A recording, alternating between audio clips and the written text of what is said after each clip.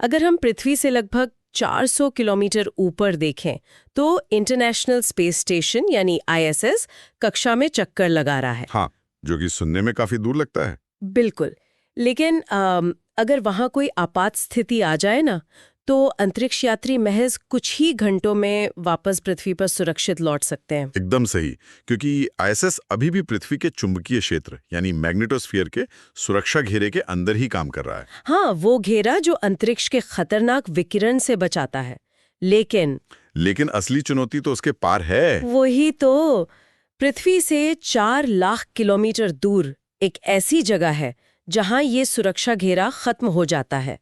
वहां एक ऐसा गहरा और निर्वात अंधेरा है जहां से त्वरित बचाव का कोई विकल्प नहीं है, कोई रोड साइड असिस्टेंस नहीं है। और हैरानी की बात यह है कि पिछले 50 से अधिक वर्षों से किसी भी इंसान ने उस सुरक्षित सीमा को पार नहीं किया है। ये सच में चौंकाने वाला तथ्य है। और आज के हमारे इस गहरे विश्लेषण में हम ठीक इसी सीमा को तोड़ने की बात करने वाले हैं।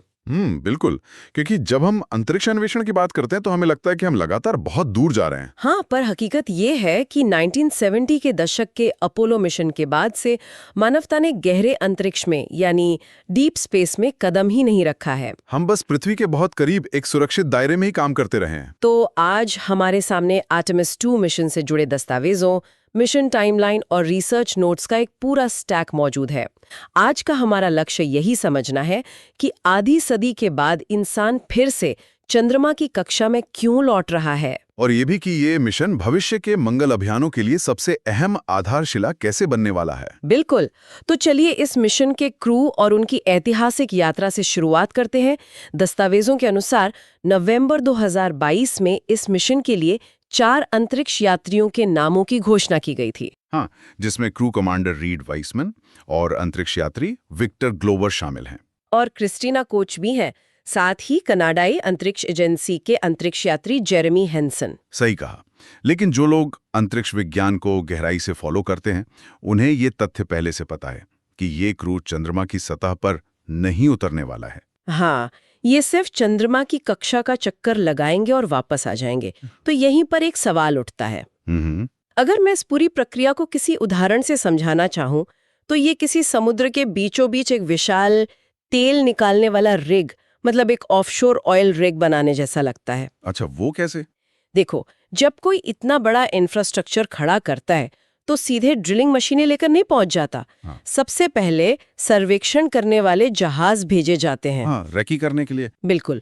वो देखते हैं कि वहां की लहरें कितनी तेज हैं, संचार प्रणालियां मुख्य भूमि से कैसे जुड़ेंगी और क्या सप्लाई जहाज उस कठोर मौसम का सामना कर सकते हैं या नहीं। ये एनालॉजी एकदम सटीक है। आर्टेमिस 2 भी कुछ इसी तरह का एक स्ट्रेस टेस्ट नजर आता है। लेकिन अगर ये लोग सतह पर उतर ही नहीं रहे हैं, तो हम वास्तव में किन चीजों का परीक्षण कर रहे हैं? देखिए, आर्टेमिस 2 का मुख्य काम उन प्रणालियों को परखना है जिन्हें पृथ्वी के सुरक्षित वातावरण में जांचा ही नहीं जा सकता। मतलब लैब में उनकी पूरी टेस्टिंग नहीं हो सकती है? बिल्कुल नहीं।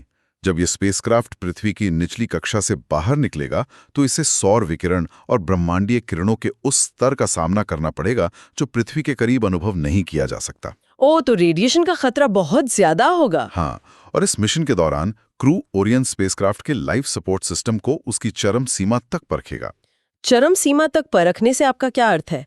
मतलब इसके पीछे की तकनीकी कार्यप्रणाली कैसे काम करती है? जब इंसान पृथ्वी से 4 लाख किलोमीटर दूर होता है ना, तो ऑक्सीजन रिसाइकलिंग, कार्बन डाइऑक्साइड को हटाना और तापमान नियंत्रण जैसे सिस्टम्स को लगातार काम करना होता है, बिना किसी रुकावट के। हाँ, एक छोटी सी खराबी भी जानलेवा हो सकती है। बिल्कुल।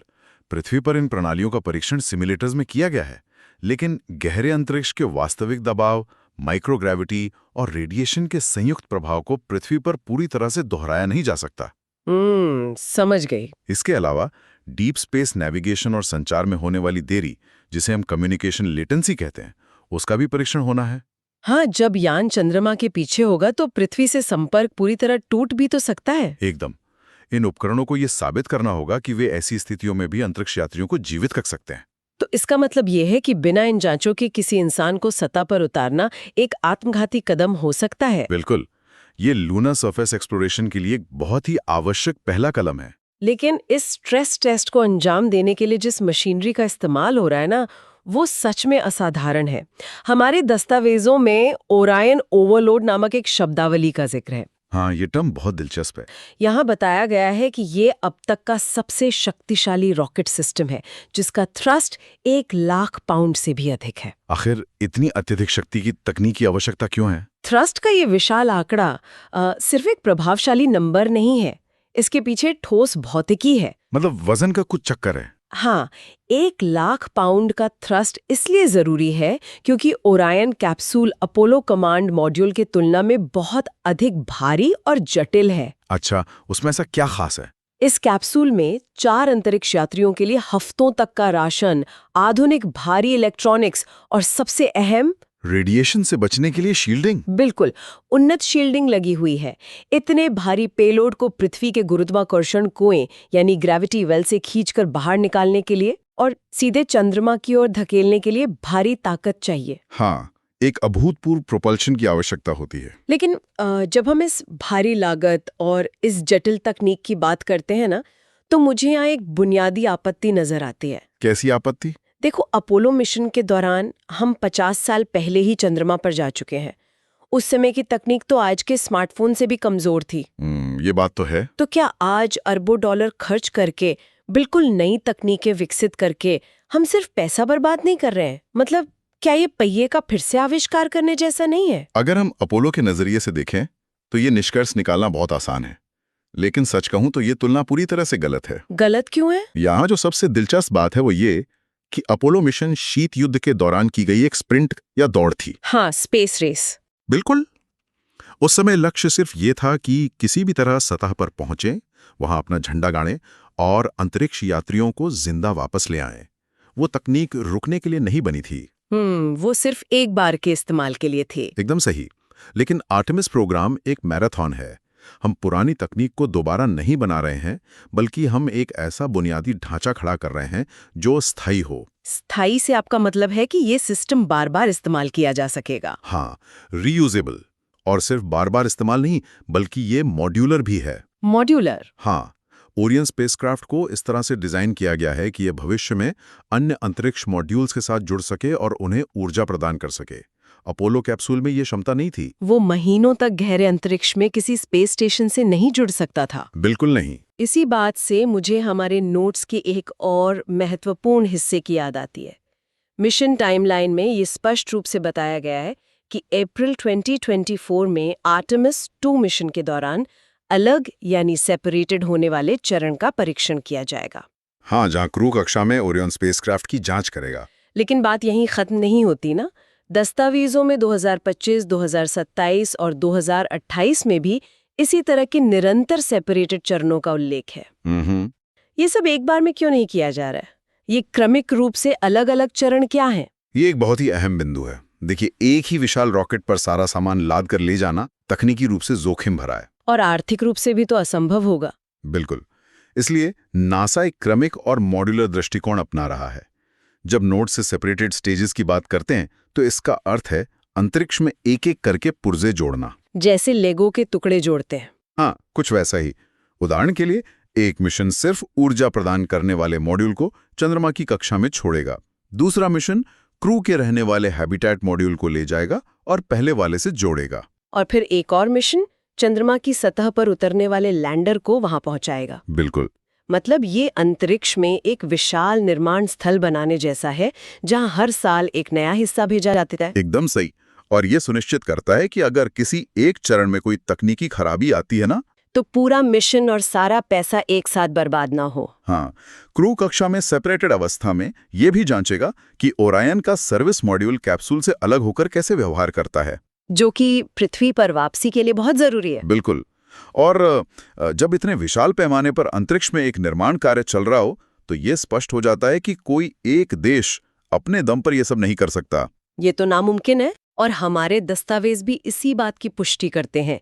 स्रोतों में इस नए स्पेस एरा के 2 सबसे बड़े स्तंभों का जिक्र है, अंतर्राष्ट्रीय सहयोग और सार्वजनिक निजी भागीदारी। अगर हम इसे बड़ी तस्वीर से जोड़ें तो ये इस पूरे आर्टेमिस प्रोग्राम की सबसे बड़ी ताकत है। 60 के दशक में नासा हर एक पेंच, हर एक तार खुद डिजाइन करता था। हाँ, सब कुछ इन हाउस होता था। लेकिन आज कार्यप्रणाली पूरी तरह बदल चुकी है। क्रू में कनाडाई अंतरिक्ष यात्री जेरेमी हेंसन का होना इसी अंतर्राष्ट्रीय सहयोग का प्रमाण है ना? बिल्कुल। कनाडा ने अपने उन्नत रोबोटिक्स और कनाडाम जैसी तकनीकों के माध्यम से जो योगदान दिया है, उसके बदले उन्हें इस ऐतिहासिक उड़ान में जगह मिली है। हाँ, ये एक साझा कोशिश है। लेकिन जो चीज मुझे सबसे ज्यादा दिलचस्प लगती है वो है निजी कंपनियों की भागीदारी। दस्तावेज बताते हैं कि नासा अब खुद लूनर लैंडर नहीं बना रहा है, नहीं बना रहा, बल्कि वो इसके लिए निजी कंपनियों पर निर्भर है। ये बदलाव कैसे और क्यों काम कर रहा है? इस बदलाव के पीछे का तर्क विशुद्ध रूप से आर्थिक और तकनीकी है। नासा अब एक निर्माता से ज्यादा एक ग्राहक की भूमिका में आ गया है। कस्टमर बन गया? हाँ, वे निजी कंपनियों से कहते हैं, हमें चंद्रमा की कक्षा से सतह तक जाने के लिए एक सुरक्षित ट्रांसपोर्टेशन सर्विस चाहिए, आप इसके डिजाइन और निर्माण का ठेका लें। इससे तो नासा का बहुत पैसा बचता होगा। बिल्कुल, अरबों डॉलर का विकास खर्च बचता है। और दूसरा, निजी कंपनियों के बीच होने वाली प्रतिस्पर्धा से इनोवेशन की गति बहुत तेज हो जाती है। जैसे स्पेसएक्स और ब्लू ऑरिजिन जैसी कंपनियां। हाँ, ये कंपनियां अब पूरी तरह से नए और बार बार इस्तेमाल होने वाले लैंडर्स विकसित कर रही हैं। ये तो बात हुई वहां पहुंचने और उतरने की, लेकिन हमारे नोट्स में एक और बेहद अहम ढांचे का जिक्र है, लूनार गेटवे। ये मेरा पसंदीदा हिस्सा है। और यहाँ कहानी सच में बहुत दिलचस्प हो जाती है। ये बताया गया है कि आर्टेमिस का अंतिम लक्ष्य चंद्रमा पर महज एक स्टेशन बनाना नहीं है, बल्कि ये मंगल ग्रह तक पहुंचने की तैयारी है। एक बड़ा स्पेस स्टेशन है, लेकिन इसकी कार्यप्रणाली बिल्कुल अलग है। आईएसएस पृथ्वी के बहुत करीब है और उसमें हमेशा अंतरिक्ष यात्री मौजूद रहते हैं। हाँ, वो हमेशा आबाद रहता है। लेकिन गेटवे चंद्रमा की कक्षा में एक छोटा स्टेशन होगा जो हमेशा आबाद नहीं रहेगा। ये एक ऑटोमेटेड वे स्टेशन की तरह काम करेगा। इसकी कक्षा भी बहुत खास है। ये चंद्रमा के बिल्कुल पास से होकर गुजरेगा और फिर बहुत दूर तक जाएगा। इस विशेष अंडाकार कक्षा के कारण गेटवे हमेशा पृथ्वी के सीधे संपर्क में रहेगा, जिससे संचार कभी नहीं टूटेगा। एकदम सही। और ये मंगल की यात्रा के लिए एक लॉन्चिंग पैड का काम कैसे करेगा? अब मंगल तक किसी बड़े अंतरिक्ष यान को सीधा पृथ्वी से लॉन्च करना बहुत मुश्किल है। पृथ्वी का गुरुत्वाकर्षण इतना शक्तिशाली है कि भारी यान को अंतरिक्ष में भेजने के लिए बहुत अधिक ईंधन की आवश्यकता होती है। लेकिन अगर हम उस यान के अलग अलग हिस्सों को चंद्रमा की कक्षा में स्थित गेटवे पर ले जाकर जोड़ें और फिर वहां से मंगल के लिए उड़ान भरे, तो चंद्रमा का कमजोर गुरुत्वाकर्षण एक बहुत बड़ा फायदा बन जाएगा। बिल्कुल। वहां से किसी विशाल यान को मंगल की तरफ धकेलना पृथ्वी की तुलना में बहुत आसान और ईंधन बचाने वाला होगा। हाँ, और इसके अलावा मंगल की यात्रा में कई महीने लगेंगे। वहां जाने से पहले हमें यह सुनिश्चित करना होगा कि हमारे हैबिटेट्स, लाइफ सपोर्ट सिस्टम्स और रेडिएशन शील्ड्स वास्तव में काम करते हैं। और चंद्रमा का कठोर वातावरण इन तकनीकों को परखने के लिए एकदम सही टेस्टिंग ग्राउंड है। सही कहा। अगर कोई सिस्टम चंद्रमा पर विफल होता है तो हम कुछ ही दिनों में बचाव कार्य कर सकते हैं। लेकिन अगर मंगल के रास्ते में कुछ विफल हुआ तो कोई वापसी का रास्ता नहीं है। ये स्पष्ट कर देता है कि आर्टेमिस 2 सिर्फ एक परिक्रमा करने वाला मिशन नहीं है। ये गहरे अंतरिक्ष के लिए हमारे द्वारा बनाए गए अब तक के सबसे जटिल बुनियादी ढांचे का पहला वास्तविक परीक्षण है। बिल्कुल। अगर हम आज के इस विस्तृत विश्लेषण से अपने स्रोतों के आधार पर कुछ मुख्य निष्कर्ष निकालें तो तस्वीर बहुत साफ हो जाती है। पहला निष्कर्ष ये है कि आर्टेमिस 2 मिशन चंद्रमा पर एक स्थायी मानव उपस्थिति स्थापित करने की दिशा में सबसे महत्वपूर्ण कदम है, जहां ओरियन स्पेसक्राफ्ट के सिस्टम्स को वास्तविक गहरे अंतरिक्ष में परखा जाएगा। एकदम सही। दूसरा, ये मिशन स्पष्ट रूप से साबित करता है कि अब अंतरिक्ष अन्वेषण अकेले किसी एक सरकारी एजेंसी के बस की बात नहीं है। इसके लिए इंटरनेशनल और प्राइवेट पार्टनरशिप्स की आवश्यकता है। हाँ, सहयोग के बिना संभव नहीं है। और तीसरा, चंद्रमा केवल हमारी अंतिम मंजिल नहीं है, बल्कि ये मंगल ग्रह पर इंसान को भेजने के लिए आवश्यक तकनीकों को विकसित करने का एक अनिवार्य पड़ाव है। ये विश्लेषण बिल्कुल सटीक है। मैं कहूंगा कि आर्टेमिस 2 वो चाबी है जो उस दरवाजे को खोल रही है जिसे हमने 50 सालों से बंद रखा था। बिल्कुल। इस मिशन की सफलता ही ये तय करेगी कि चंद्रमा पर हमारे स्थायी लैंडर्स और लूनर गेटवे का निर्माण सुरक्षित रूप से आगे बढ़ सके। और जैसे जैसे हम उस भविष्य की ओर बढ़ रहे हैं ना, जहाँ चंद्रमा पर ये स्थायी मानव उपस्थिति एक वास्तविकता बन जाएगी, हमारे सामने एक बहुत ही गहरा सवाल खड़ा होता है। कैसा सवाल? जब अगले कुछ दशकों में अलग अलग देश और कई निजी कंपनियां अपने अपने लैंडर्स, हैबिटेट्स और मशीनों के साथ चंद्रमा पर मौजूद होंगी, हाँ। जब वे रॉकेट ईंधन बनाने के लिए चंद्रमा के दक्षिणी ध्रुव पर मौजूद बर्फ और पानी जैसे संसाधनों को निकालना शुरू करेंगी, तो उन संसाधनों पर किसका अधिकार होगा? ये एक बहुत बड़ा कानूनी और नैतिक मुद्दा है। संधियां कहती हैं कि कोई भी देश चंद्रमा पर अपना दावा नहीं कर सकता, लेकिन जब निजी कंपनियां मुनाफा कमाने के लिए वहां के संसाधनों का दोहन करेंगी, तो उन पर कौन से नियम लागू होंगे? ये तो आने वाला वक्त ही बताएगा। क्या हम गहरे अंतरिक्ष में एक नई सभ्यता की शुरुआत कर रहे हैं, या हम पृथ्वी की सीमाएं, पृथ्वी के झगड़े और हमारे पृथ्वी के ही भू राजनीतिक तनाव अपने साथ उस नए चांद पर ले जा रहे हैं? बहुत ही गहरा विचार है ये। ये एक ऐसा सवाल है जिस पर हम सभी को खुद गहराई से विचार करना चाहिए, क्योंकि ये भविष्य अब विज्ञान कथा नहीं, बल्कि हमारी वास्तविकता बनने जा रहा है।